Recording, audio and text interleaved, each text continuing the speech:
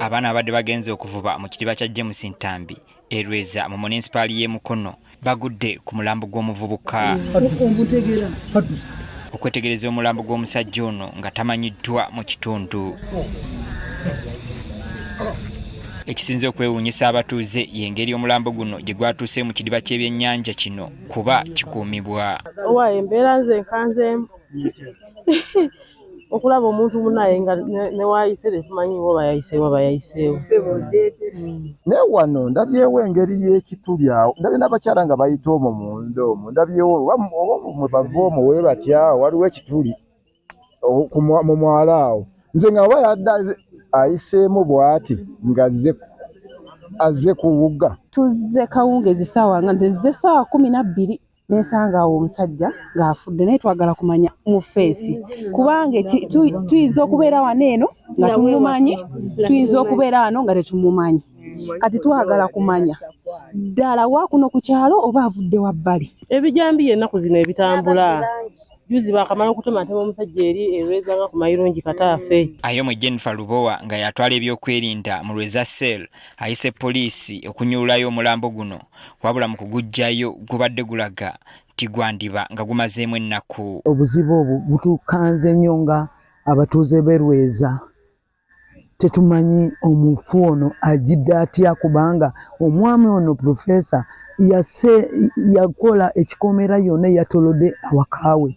Naye twebuuza ati omufu ono ayingiddewo atya kubanga tosobola kuyingirawo nga tebaguddewo. Abatuuze bagamba nti omugenzi yandibanga yeesolosezza mu kifo kino olw'ebigendererwa bye n'agwa mu kidiba ky'ebyennyanja. Kubanga obubbi bungi, ettemu lingi, abantu baavu tebalina ssente.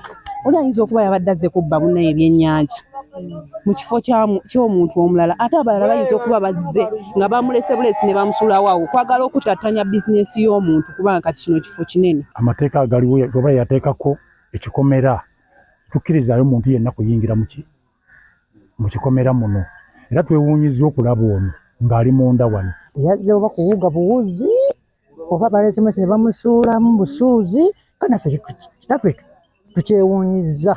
Omuntu ono aleka baleese muleete kuba nti wali kuba geeti za remote.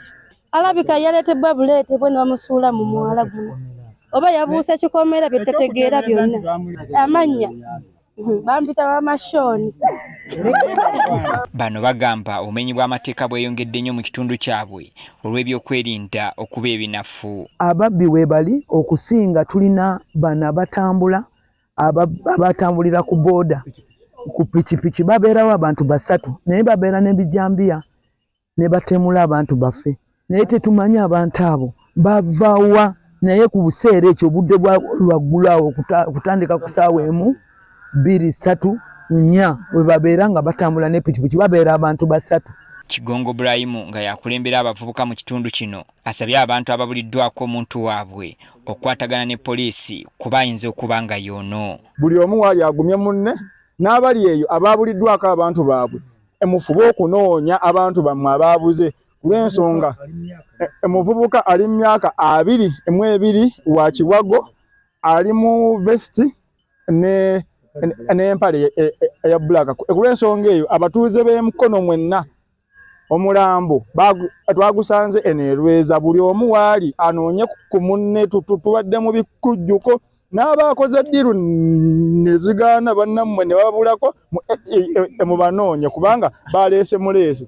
Poliisi naye etandise okunoonyereza ku bikwata ku muvubuka ono n'engeri gye yafuddemu. Abantu b'omu kitundu kino tebamanyi muntu ono ng'era tetunnafuna bimukwatako nga naye tuli mu kunoonyereza okulaba nga omuntu ono tumanya ebimukwatako tumukwase ab'eŋŋanda ze bagende maaso n'ebyokuziika.